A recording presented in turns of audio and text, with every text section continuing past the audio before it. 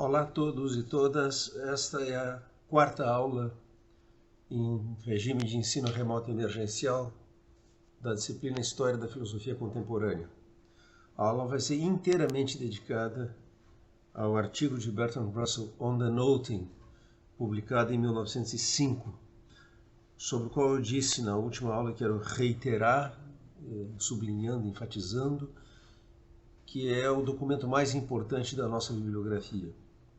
On the Noting é o paper, o artigo mais influente na história da filosofia analítica, mais influente na história da filosofia do século XX.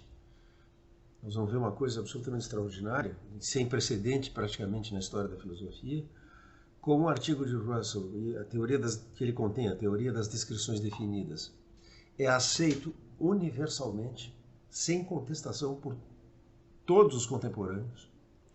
E durante 50 anos, ninguém sugere que alguma coisa ali possa estar errada.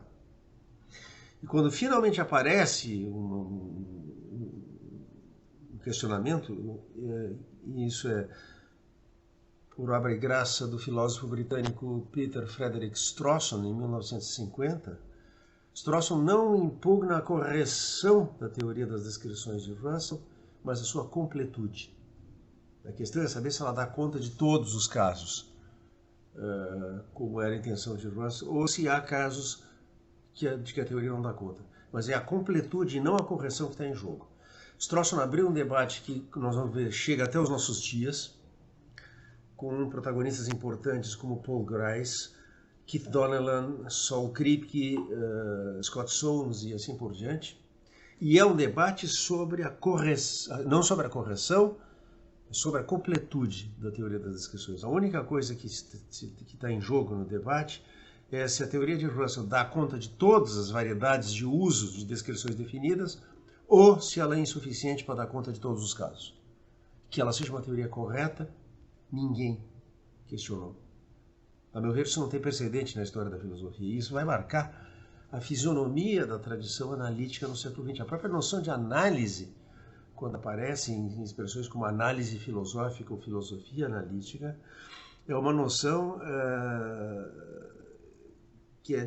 para a qual o paradigma é a teoria das descrições de Russell. Russell dá um sentido definido à ideia de análise, em particular a ideia de análise da linguagem como procedimento para extrair e tornar manifesta a forma lógica de uma proposição ou conjunto de proposições. A teoria de Russell é uma contribuição à lógica. Ela é uma teoria sobre a forma lógica de proposições em que ocorre o que ele chama de expressões denotativas. A saber, ele introduz a categoria através de exemplos no artigo On the Noting. Ele dá os seguintes exemplos: um homem, algum homem, qualquer homem, cada homem, todos os homens, o atual rei da Inglaterra, o atual rei da França, o centro de massa do sistema solar no primeiro instante do século XX, a revolução da Terra em torno do Sol, a revolução do Sol em torno da Terra. Essas todas são expressões denotativas. O que Russell faz nesse artigo de 1905, que contém a sua principal contribuição à lógica, e que, como eu disse, vai pautar a agenda da filosofia analítica para o próximo meio século que vai se seguir. O que Russell faz aí é acertar contas com a teoria dos conceitos denotativos que ele havia introduzido em The Principles of Mathematics. Então, recuando um pouco, breve reprise do que nós vimos na aula anterior. Moore, na crítica à teoria idealista do juízo, em The Nature of Judgment, havia oposto a concepção do juízo como exercício de capacidades espontâneas ou ativas da mente, uma concepção de raiz, em última instância, platônica, em que o juízo repousa não sobre nenhuma atividade ou espontaneidade do entendimento, mas sobre a passividade da contemplação. julgar que A está na relação R com B é estar em contato cognitivo com A, é o que o Russell chama de acquaintance, esse contato cognitivo. A pode ser, por exemplo, uma região do meu campo visual ocupada pela cor vermelha. Eu tenho a experiência visual do vermelho no meu campo visual. Pode ser que esse vermelho seja uma bola vermelha que, por outro lado, eu seguro na mão e sinto que no tato é flexível. Tanto vermelhidão como flexibilidade são experimentados diretamente e a via dessa experiência não é conceitual. Não é porque eu julgue que isso é vermelho, que eu tenho a experiência de vermelho.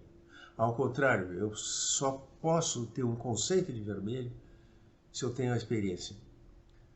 Vermelho é uma noção indefinível, é uma noção primitiva, e com noções primitivas tudo que se pode fazer é exibi-las. Repetindo o que escreveu Russell no prefácio aos Principles of Mathematics, de 1903, a parte central da lógica filosófica é a tentativa de ver claramente, olha o verbo perceptual que ele emprega, ver claramente, e dar aos outros a ver claramente as entidades envolvidas, de modo que a mente tenha com elas a espécie de contato, acquaintance, que ela tem com a vermelhidão ou o sabor de um abacaxi. E Moore, de sua parte, em Principia Ética, escreve que a noção de bom, de alguma coisa ser moralmente boa, a noção de bem, good, é uma noção indefinível, como, escreve Moore, como amarelo. Nos dois casos, os dois grandes projetos, né, os princípios da matemática e os princípios da ética, se trata de chegar até as noções primitivas. E quando nós chegamos nesse estágio, tudo que o filósofo pode fazer é convocar e convidar o seu leitor, o seu ouvinte, a rememorar, algo platônico outra vez aqui, a filosofia como anamnese, como rememoração, a experiência que ele já tem desse indefinível. Então, o Russell chega à experiência que nós temos dos objetos lógico-matemáticos, de noções como implicação, negação, generalidade, assim por diante. E, pela mesma via, Moore chega à noção indefinível de bom. Trata-se de mostrar que nós temos familiaridade, temos contato, temos a experiência direta de coisas que são intrinsecamente valiosas ou intrinsecamente boas. E Moore se limita a afirmar sem qualquer argumento, porque aqui não cabe mais argumentar. Não se trata de provar teses, se trata de evocar experiências. É uma fisionomia muito diferente da filosofia que está emergindo aqui. Moore escreve, todo mundo sabe que a contemplação da beleza na arte e na natureza e a afeição pessoal no amor e na amizade são coisas intrinsecamente boas. Todos nós temos a experiência dessas coisas aí. E todos nós reconhecemos imediatamente que a contemplação da beleza e a afeição pessoal são coisas intrinsecamente boas. O Moore não está dizendo que são as únicas, é fácil de imaginar que ele está pregando uma espécie de ética hedonista, em que o cultivo das afeições pessoais e a contemplação estética consumam em si tudo o que de valioso pode haver na experiência humana. Não é assim, embora ele tenha sido lido assim. O Moore teve uma enorme influência para além do recinto da filosofia profissional, em particular uma influência muito grande sobre as ideias e atitudes dos membros do chamado grupo de Bloomsbury, um grupo de artistas e escritores, pintores, etc., que compreendia, enfim, aí no meio tem gente como a escritora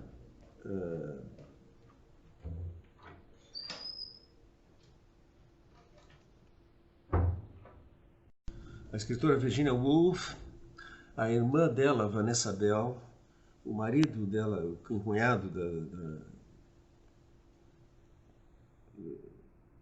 Virginia Woolf, Clive Bell, Duncan, vários pintores, escritores E toda essa gente leu o Moore e leu como se estivesse lendo uma espécie de livro de iniciação. John Maynard Keynes, que era membro desse grupo também, o grande economista, conta nos seus Portraits of Memory que, quando eles leram Moore, a impressão que todo mundo tinha era que nada tão profundo e tão grandioso tinha sido divulgado na história da filosofia desde Platão. Há uma carta de Virginia Woolf para a irmã dela, Vanessa Bell, em que ela diz: olha, eu estou lendo Principia Ética de Moore. Sinto-me como uma formiguinha subindo a torre de uma imensa catedral. E Leonard Woolf não, Leonard Woolf era o marido da Virginia Woolf, outra vez Lord John Maynard Keynes, conta nas memórias dele que para toda a geração deles o lema que continha a quintessência da sabedoria era: o ideal é indefinível e Moore é seu profeta. Bom, o viés, o que faz essa leitura uma leitura enviesada, é eles terem tomado dois exemplos que Moore dá de coisas intrinsecamente valiosas, como esgotando o campo das coisas intrinsecamente valiosas. Isso dá, então, uma ética hedonista, em que as coisas mais valiosas são a contemplação estética e a afeição pessoal. A isso se dedicavam esses artistas, pintores, poetas, escritores. Bertrand Russell teve alguma relação com esse grupo também, embora ele não tenha provavelmente pertencido ao grupo de Bloomsbury. Há um livro sobre isso, para quem estiver interessado, intitulado Bloomsbury Prophet, sobre a influência de Moore sobre o grupo de Bloomsbury. Agora bem, eu chamei a atenção para vocês, então, que o que emerge da crítica de Moore à concepção idealista do juízo, uma crítica que Russell afirma peremptoriamente que ele aceita e compartilha, é fundamentalmente o seguinte: em oposição à ideia de que todo juízo é o resultado de uma atividade, nós subsumimos sobre conceitos, sintetizamos sobre conceitos que são espontaneamente criados pelo nosso espírito, os objetos da experiência.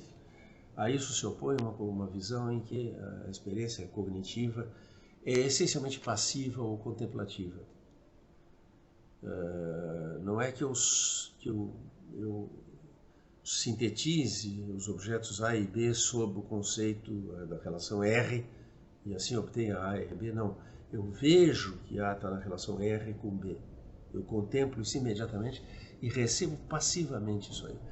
Há uma passagem no livro de Russell, Principles of Mathematics, em que ele diz, quando se discute a inferência, há uma tendência a introduzir uma noção psicológica, a noção de certo ato ou atividade mental, que seria o ato de inferir. E o Russell diz: mas isso é falso. A mente, quando julga que uma proposição se segue de um certo conjunto de proposições, ela não faz porque vê essa relação de consequência. E a mente é tão puramente passiva ou receptiva na inferência quanto o senso comum supõe que ela é na percepção. Ou seja, inferir é algo tão passivo e meramente receptivo quanto ver ou ouvir e assim por diante. Agora bem, nós vimos que o Russell tinha um problema que Moore não tinha. E o Russell tinha um problema porque ele estava às voltas com matemática e não com ética, como era o caso de Moore. E o problema dele é o problema de como é que nós temos conhecimento de quantidades infinitas. O fato é que na matemática, na linguagem da matemática, podem se expressar proposições que têm a forma todo número inteiro positivo, blá, blá, blá. E a pergunta é: como é que nós entendemos isso? A teoria, se a gente a toma tal qual Moore a formulou, exigiria que, para compreender essa proposição, eu tivesse contato, acquaintance, apreensão direta de cada indivíduo que está na extensão de todo o número inteiro positivo, portanto, do conjunto dos números inteiros positivos, mas nós não temos essa experiência. Nosso entendimento é finito, a nossa capacidade de apreensão de objetos é finita também. Como, portanto, nós podemos, dada essa limitação, compreender proposições acerca de totalidades infinitas? E é para isso que Russell, em 1905, introduzia a noção de conceito denotativo,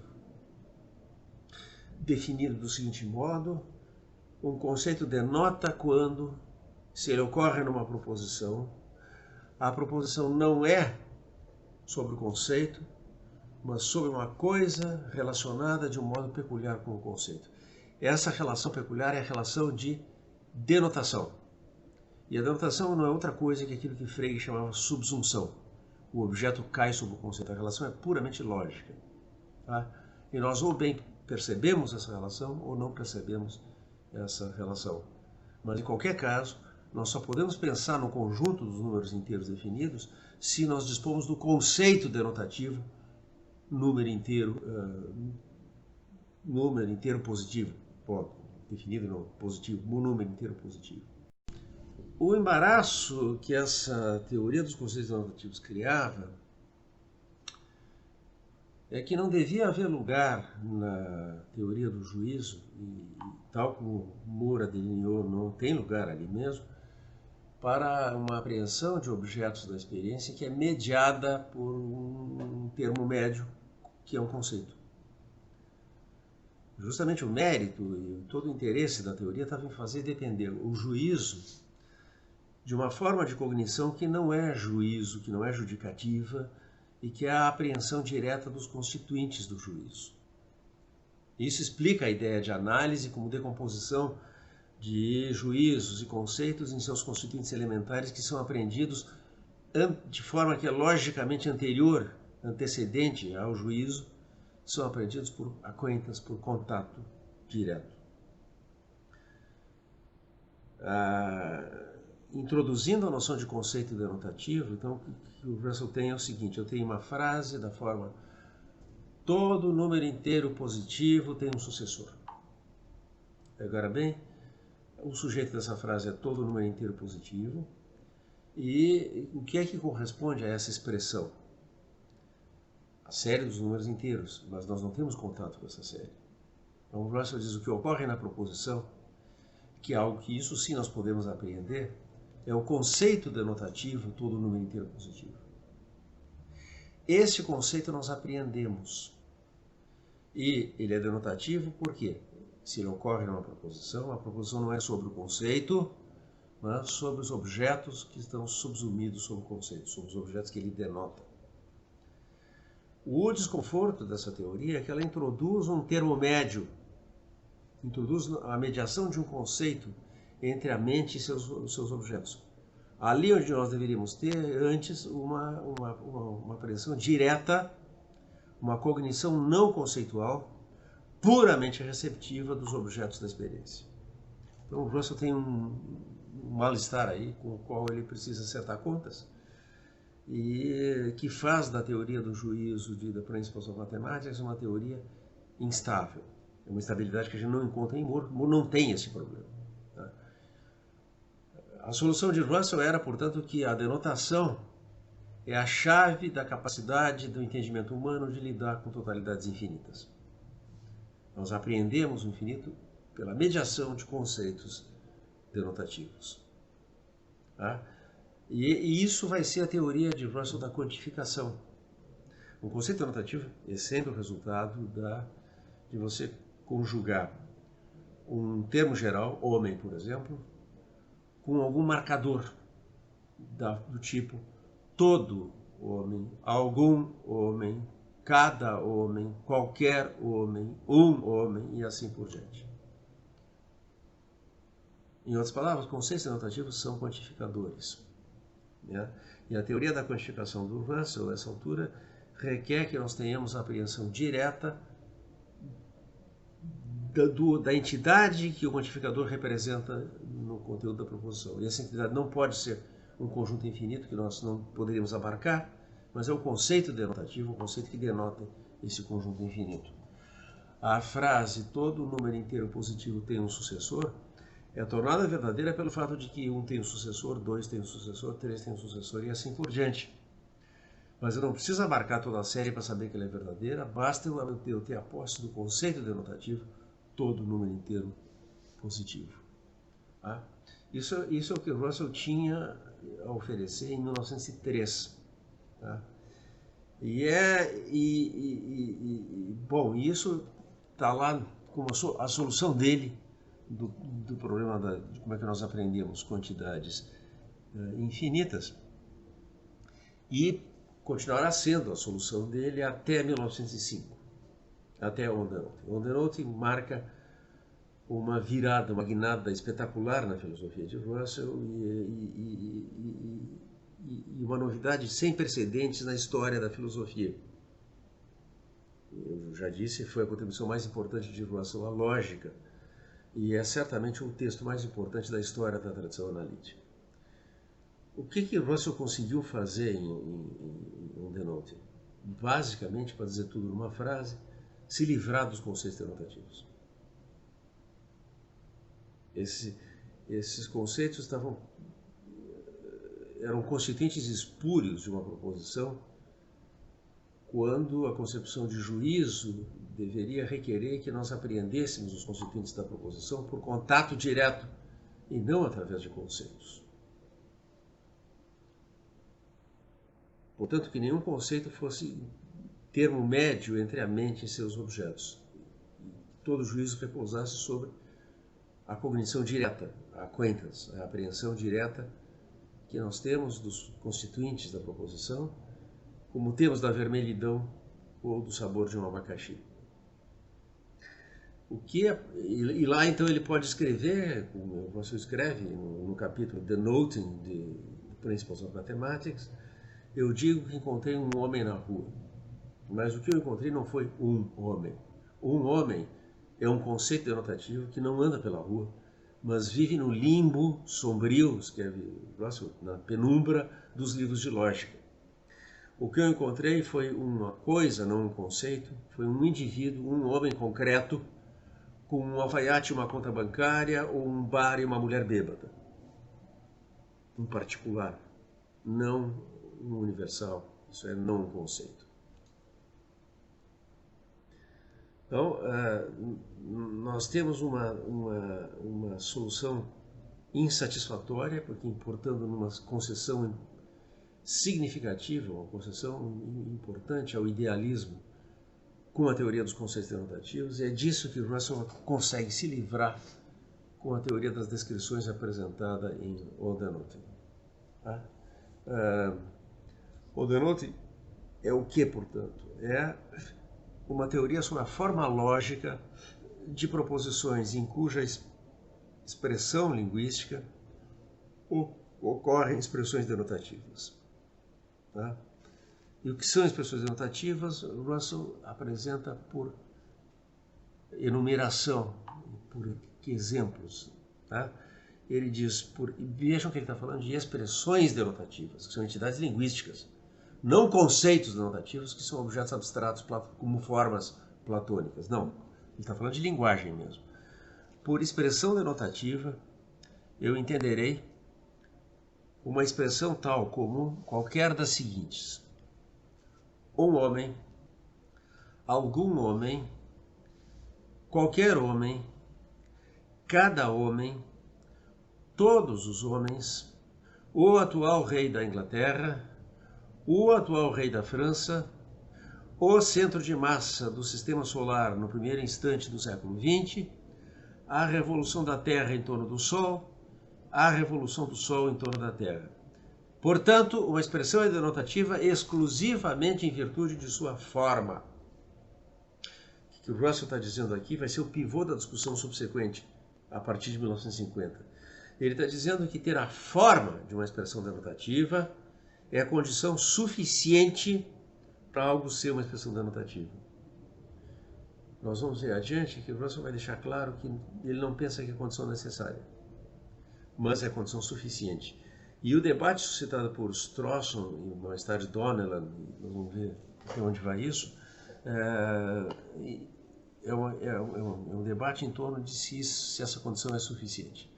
Que ela não é necessária, o próprio Russell concede, mas pode ser que ela não seja suficiente, caso em que é preciso rever a teoria das descrições. Esse é o debate que chega até os nossos dias, como eu disse, envolvendo Donnellan, Crick, Soames, Michael DeWitt e assim por diante.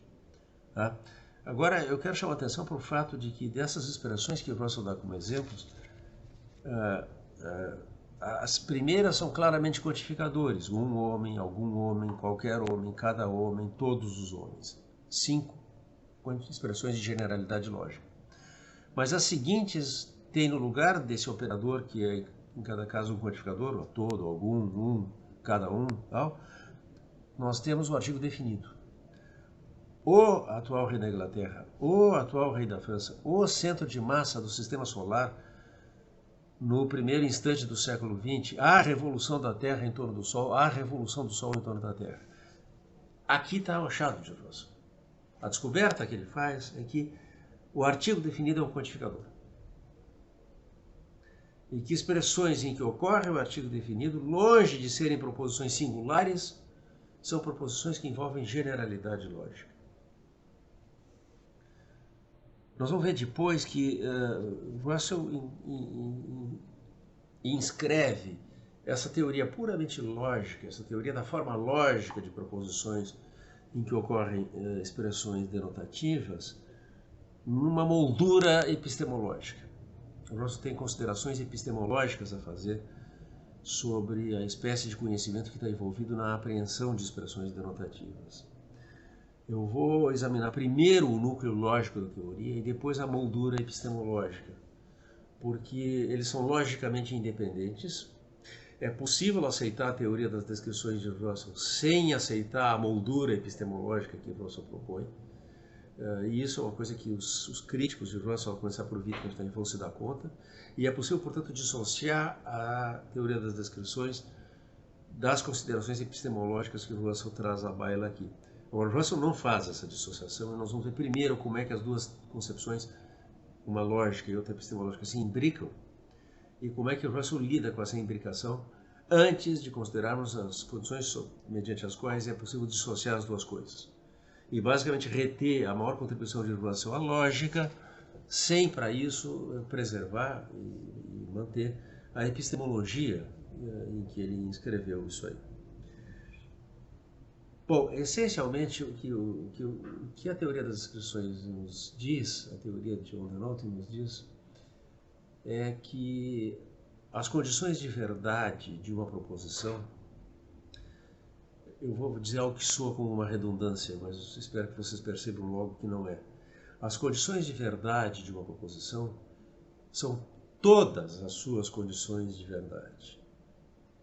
E o que essa aparente tautologia está dizendo é o seguinte: toda e qualquer condição cuja satisfação é requerida por uma proposição ser verdadeira pertence ao conteúdo dessa proposição. Ao compreender uma proposição, eu sei, como escreverá Wittgenstein em Tratados, o que deve ser o caso para ela ser verdadeira.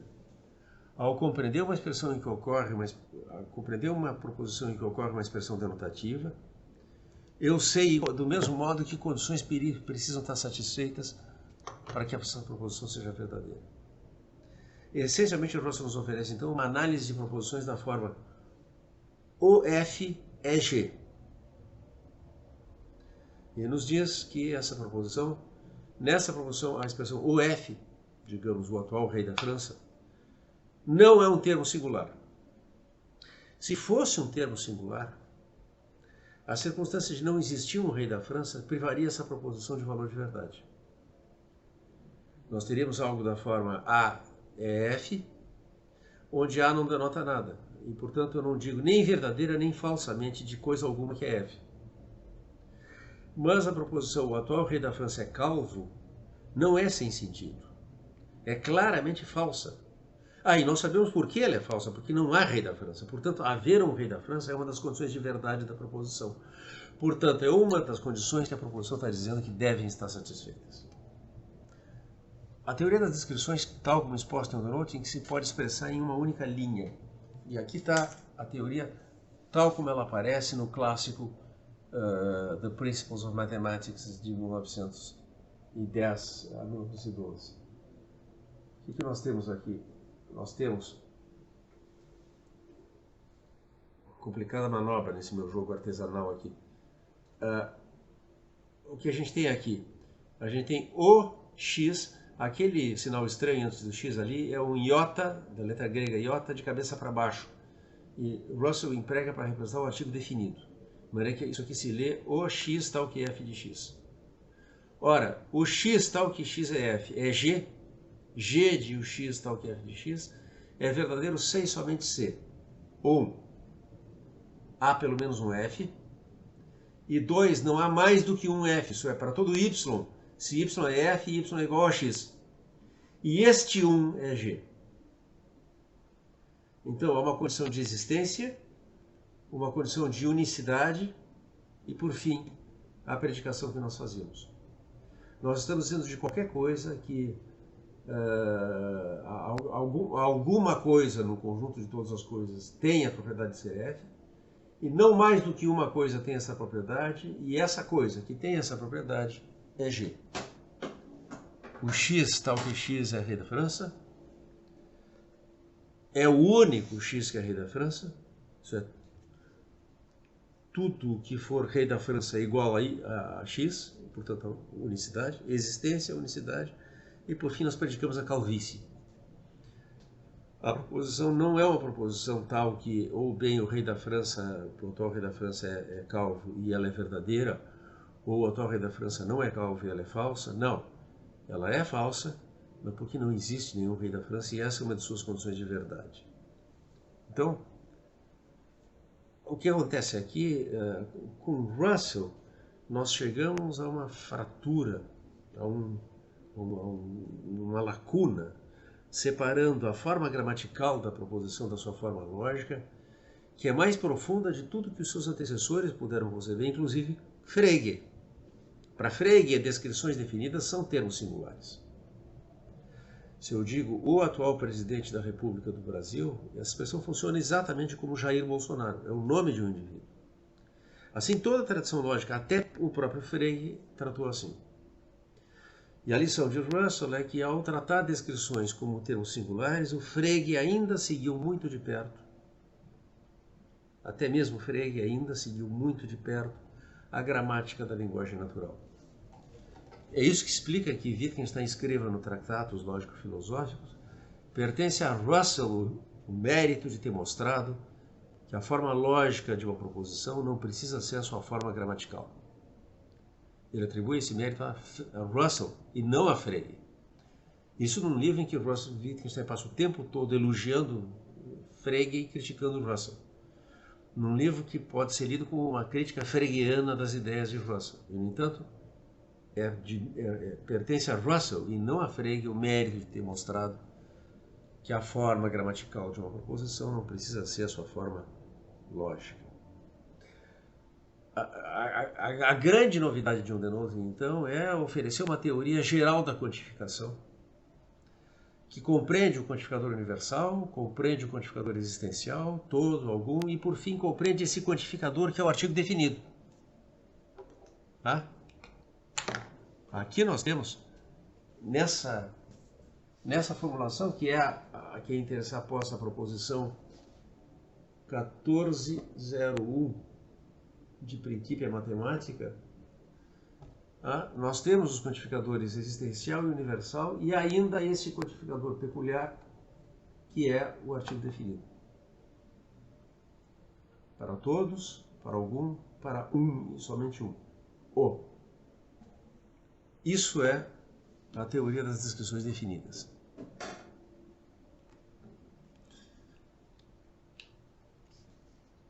O que a análise de Russell mostra é que descrições definidas são elimináveis. Em toda a proposição em que ocorre o artigo definido, é possível submeter essa proposição a uma análise tal que o que resulta da análise não é claramente, nem sequer parece ser uma proposição singular. O que está à direita do sinal de equivalência ali, tá? É uma proposição geral, diz que algo é f e que tudo que é f é esse algo, e esse algo tem a propriedade g. Portanto, o que havia ali era um simulacro de predicação monádica, um simulacro de proposição singular. Na análise completa da proposição, o aparente termo singular desaparece e tudo que fica no lugar são variáveis ligadas, quantificadores e predicados, expressões de generalidade lógica. Não tem nada que sequer pareça ser um termo singular. E isso é que é o crucial, é mostrar que não tem nada que sequer pareça ser um termo singular quando a proposição é completamente analisada. Tá? E é por isso que Wittgenstein atribui a Russell e não a Frege o mérito de ter mostrado que a forma lógica de uma proposição pode não ser a sua forma aparente. Bom, isso é uma novidade drástica. A gente poderia dizer o seguinte, em perspectiva histórica, dá para dizer que com a teoria das descrições de Russell é levado a seu clímax, a sua culminação, uma crítica filosófica da forma sujeito-predicado da gramática natural que remonta a Kant. Quando Kant, discutindo o argumento ontológico, a prova ontológica da existência de Deus de Santo Anselmo, sustenta que a existência não é um predicado real, isto é, não é um predicado de nenhuma coisa, nenhuma res, mas é um predicado lógico. Ele está expressando uma coisa que Frege, por sua vez, expressará dizendo a existência é um predicado de segunda ordem, ou seja, um predicado de predicados, não é um predicado de coisas. Russell dá um passo adiante nessa crítica da forma gramatical sujeito-predicado.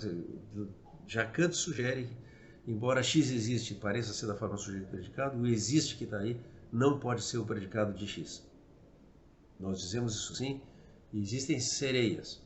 E nesse caso nós estamos predicando algo do conceito de sereia. Predicamos falsamente que a sua extensão não é vazia.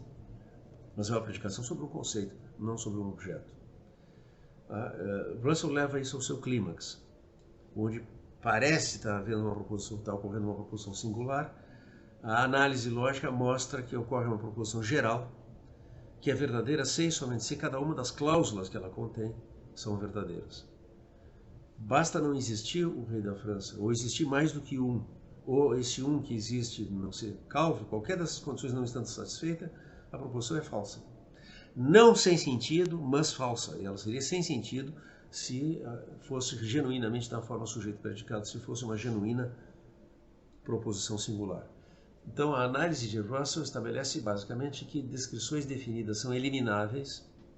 Ele as chamará na obra posterior, em Principia Mathematica, de símbolos incompletos, que só significam o que significam no contexto de uma proposição e que são sempre elimináveis por análise. Tá? Em On the Noting, o Russell apresenta essa teoria sem fazer uso, a momento algum, de notação lógico-formal. Essa fórmula que eu apresentei para vocês, que contei toda a teoria das descrições, ocorre em Principia Mathematica, mas não ainda em On the Noting, que é todinho expresso em linguagem natural, o que torna a leitura muito mais difícil. Por exemplo, Russell dá o seguinte exemplo de análise: o pai de Carlos II foi executado. Análise dessa proposição: não é sempre falso de X que X gerou Carlos II e que X foi executado e que se Y gerou Carlos II e Y é idêntico a X, é sempre verdadeiro de Y. Como ele diz, isso pode parecer uma interpretação algo incrível, mas por hora eu não estou dando razões, eu estou simplesmente enunciando a teoria. On the Noting tem essa peculiaridade. O Russell começa por apresentar a sua teoria. A propósito, eu preparei para vocês, pode ser útil, um roteiro de On the Noting. Está no nosso repositório, lá no Dropbox, o mapa de On the Noting. Isso pode ser útil na leitura como suplemento,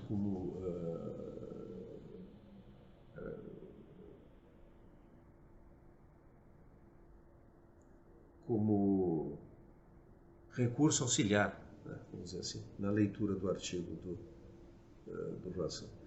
Dizer não é sempre falso de X que X é F, é dizer que algum X é F. Tá?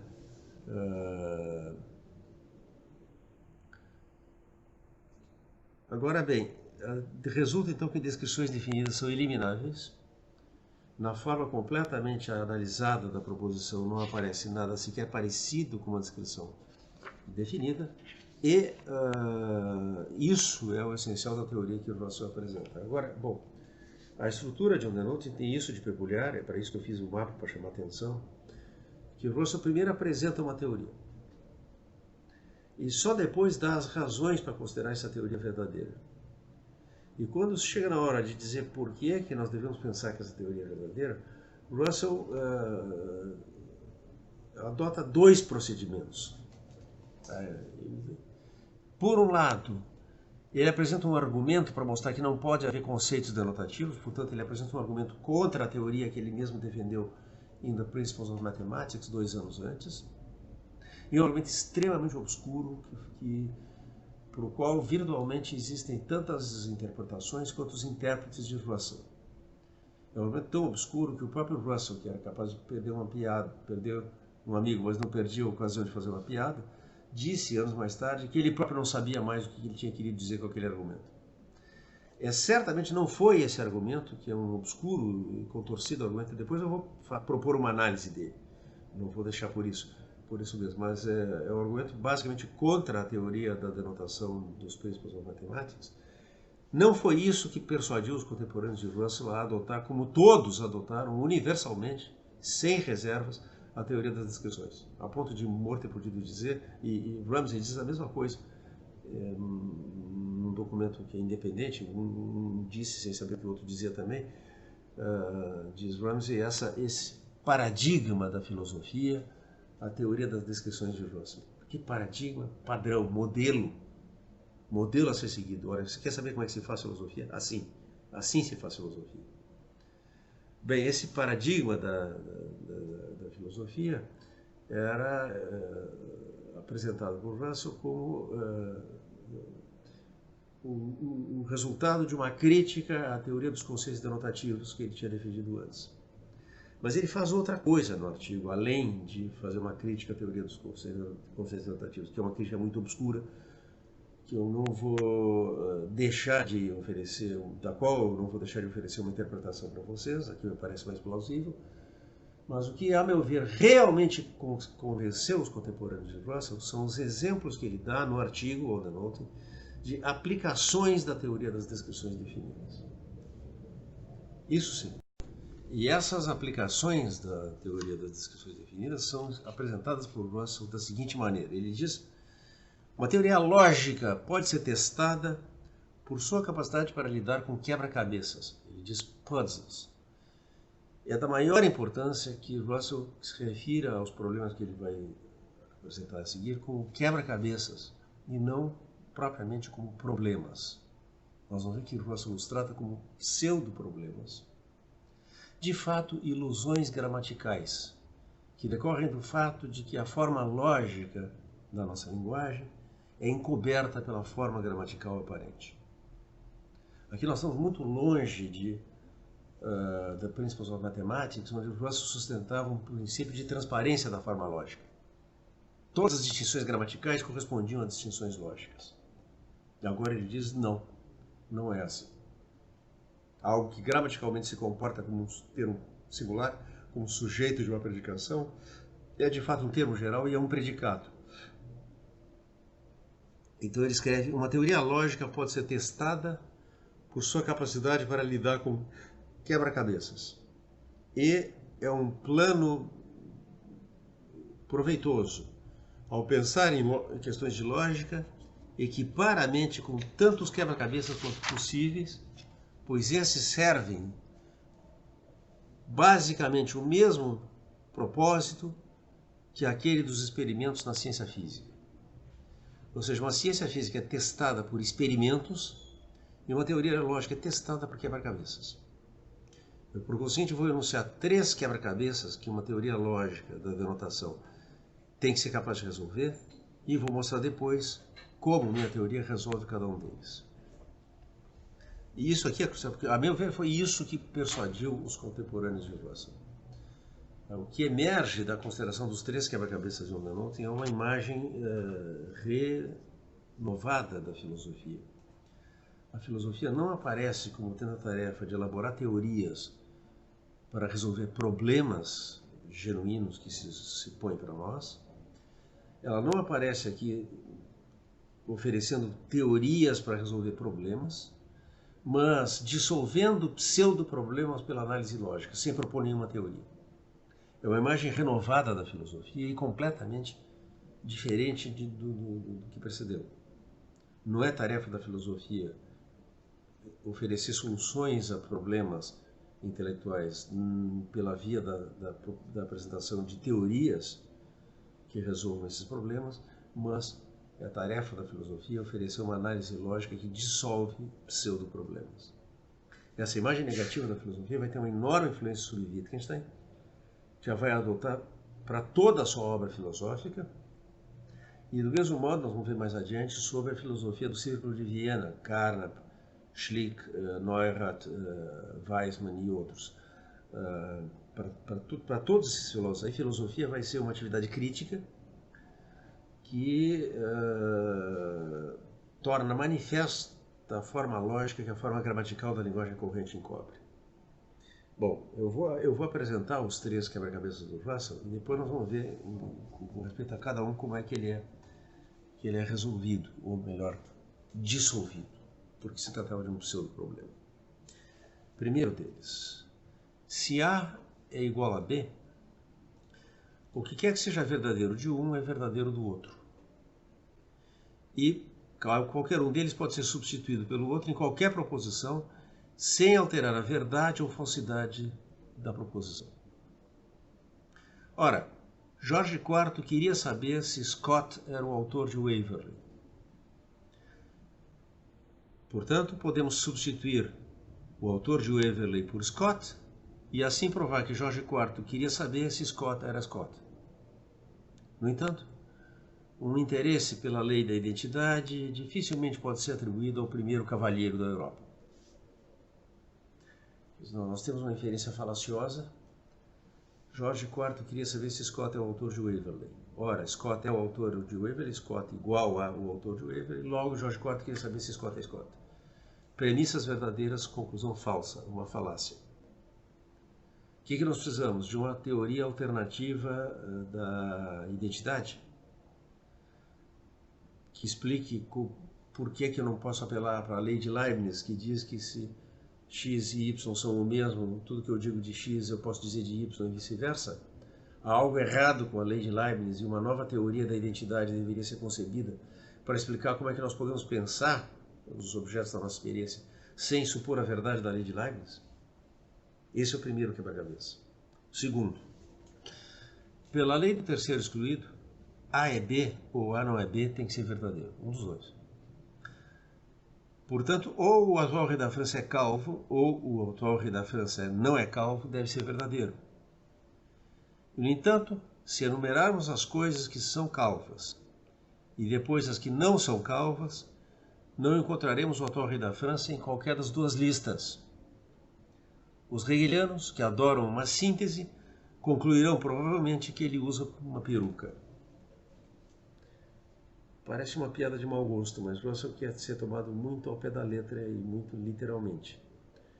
Parece que nós temos aqui uma proposição falsa, o atual rei da França é calvo, cuja negação, o atual rei da França não é calvo, também é falsa. Isso viola o princípio do terceiro excluído. Se uma proposição é falsa, a sua negação deve ser verdadeira e vice-versa. Do contrário, pareceria que nós temos uma concepção confusa da relação entre uma proposição e a sua negação, que a nossa teoria intuitiva da negação nos leva a paradoxos e que nós precisamos de uma teoria alternativa que explique como é possível que uma proposição seja falsa e a sua negação também, explicando como o falso é o momento do verdadeiro e as duas proposições que se contrapõem como tese e antítese são superadas, são aufgehoben, supra-sumidas numa síntese superior, que essa então é o verdadeiro, a síntese da proposição e da sua negação. Então a alusão a Hegel não é uma mera piada da parte do Russell, ele sabe muito bem do que está falando, é daí que ele vem, do hegelianismo, e o que ele está dizendo é o seguinte: olha, parece aqui, se no primeiro caso parecia que nós precisamos de uma teoria filosófica que nos explique como viver sem a lei de Leibniz, a lei que diz que para todo x e para todo y, se x é igual a y, então f de x implica f de y. Deixa eu escrever essa lei aqui para vocês.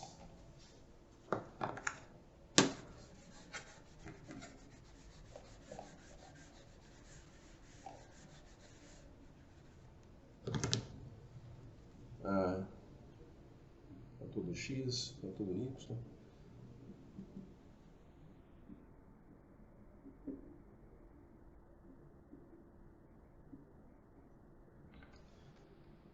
Para todo x e todo y, se x é igual a y, então f de x, sei somente c, f de y.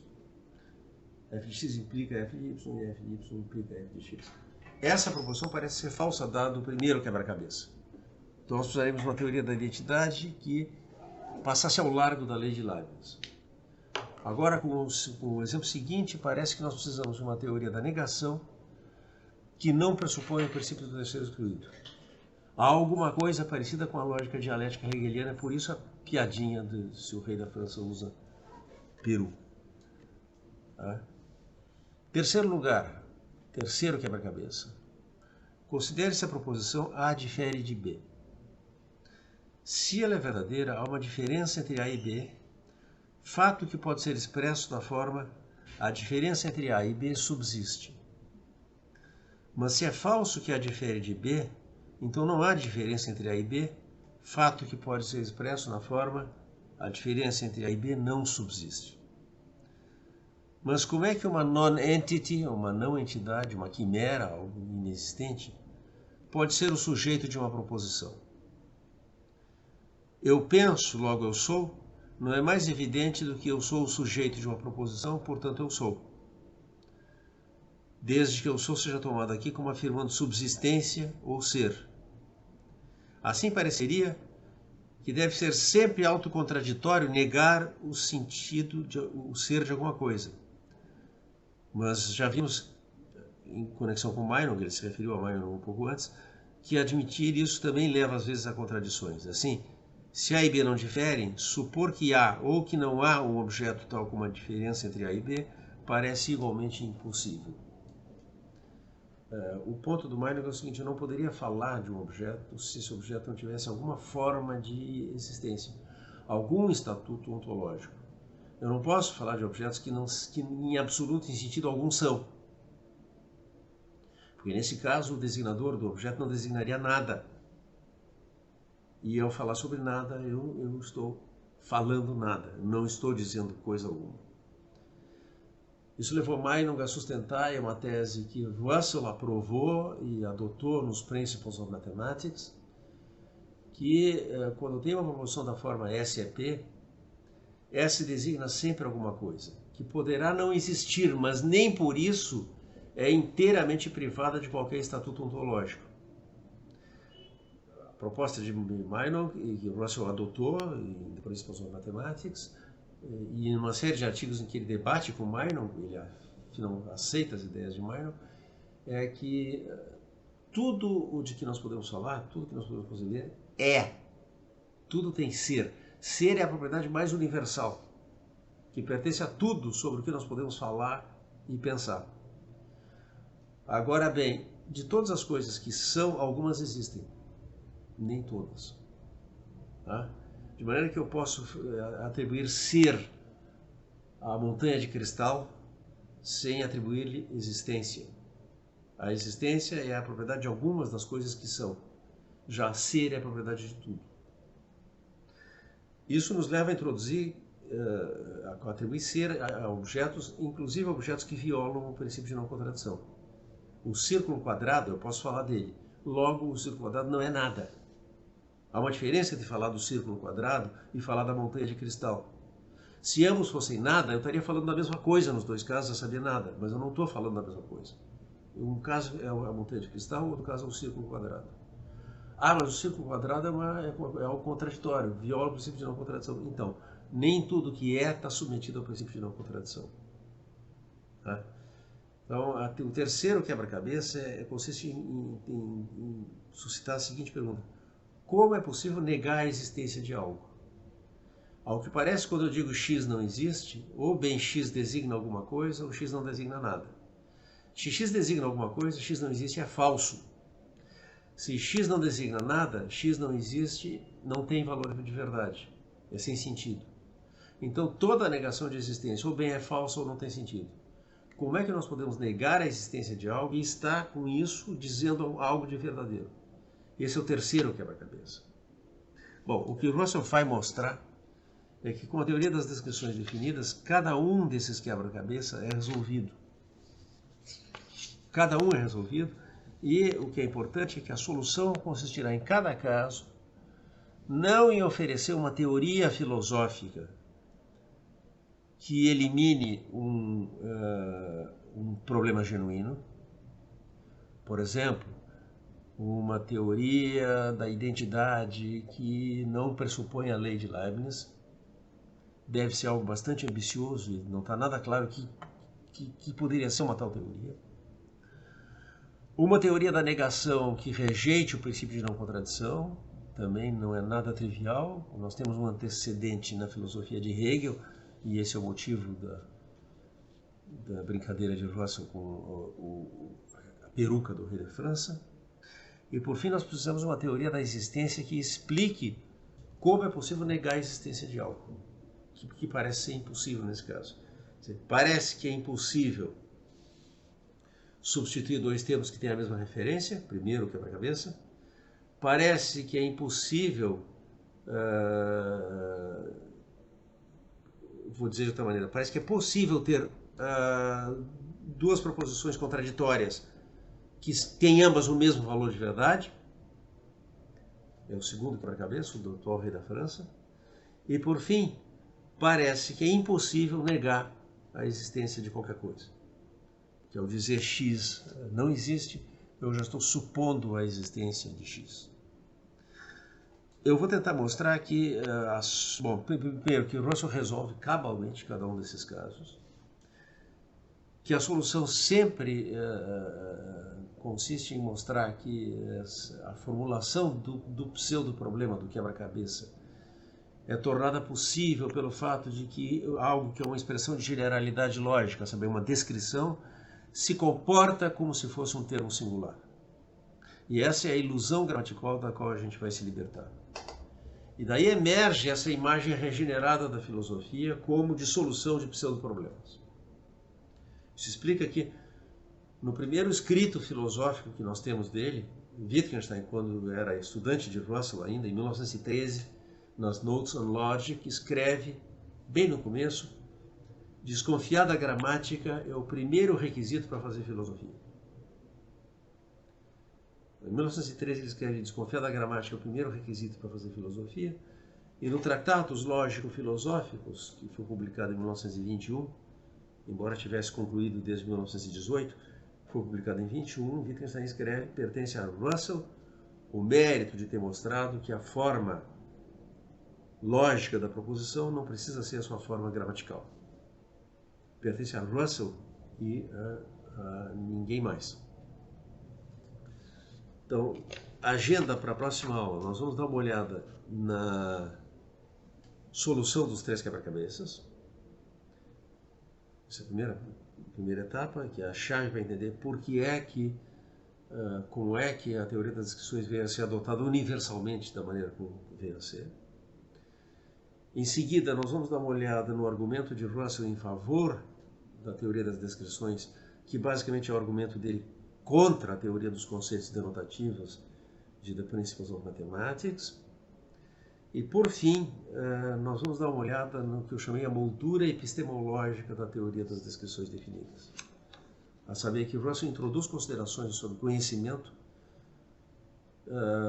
em perfeita simetria, aliás. Elas ocorrem no segundo parágrafo do texto e no penúltimo. O primeiro parágrafo apresenta o que se entenderá por uma expressão denotativa, e o último parágrafo desafia o leitor que tiver achado que essa teoria é muito complicada demais. Esse leitor é convidado a procurar encontrar uma mais simples. E ele vai ver então que não é tão fácil assim. E em perfeita simetria a essa notícia inicial, descrições definidas são isso aqui, essa classe de expressões, é dessas que eu vou tratar. Wittgenstein introduz imediatamente considerações epistemológicas. E no penúltimo parágrafo, o último antes desse desafio lançado ao leitor para que tente encontrar uma teoria mais simples, Russell novamente traz à baila considerações epistemológicas.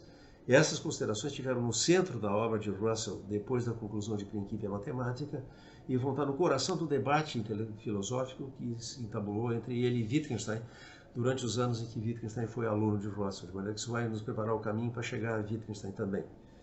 E este é, portanto, um assunto para a próxima aula. Leiam On the Noting, releiam On the Noting e releiam On the Noting. Vocês não vão se arrepender. Até lá!